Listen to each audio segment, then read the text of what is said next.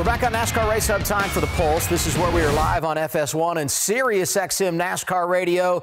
Dave Moody is with us. How are you, Dave? I'm great, Double A. How are you? I'm doing really good, and I loved your question of the day. You ask fans to give a bold prediction of what will happen in the last 5 races of the regular season. Give me a couple of the best answers you've received. Couple of the boldest we've had. I mean, we've had a bunch of people predicting guys like A.J. Allmendinger winning this weekend, or Daniel Suarez winning this weekend, or Ryan Newman getting a win in the final 5 races.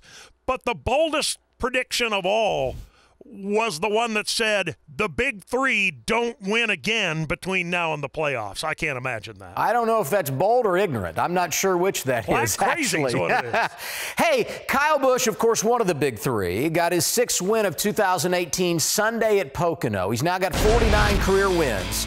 And if he can get a victory sometime in the next calendar year, he will, in fact, be the 4th youngest to 50 career victories. How are fans reacting to the pure dominance from driver 18?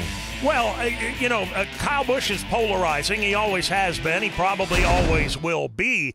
Being the 4th fastest to 50 is, it's impossible to dispute that. It's impossible to dispute that he's one of the great wheelmen of our time, probably of any time.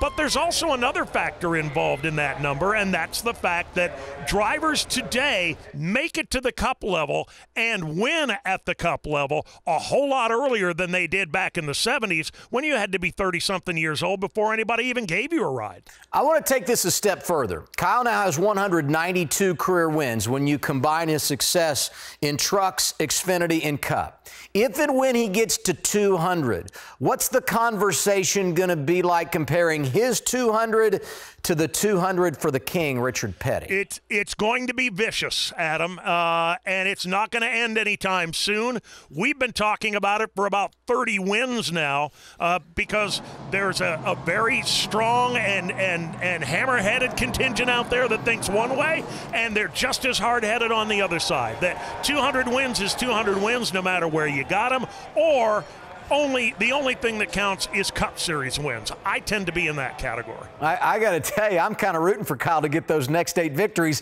just so we can hear the debate, because it is going to be fun. Road course racing this weekend, 2nd of 3 road course events on the schedule. Does the energy kind of go up on the channel the week when we're going road course racing? It really does, Adam, because in the last 5 to 7 years, road course racing has gone from something that, I personally, and I don't think I'm alone, I used to kind of hold my nose when it came time for Sonoma and Watkins Glen. Okay, we'll get through it, and we'll get back to the real racing next week. But about 5, 6, 7 years ago, road course racing really changed. NASCAR made a couple of procedural tweaks. Double file restarts have made all the difference in the world.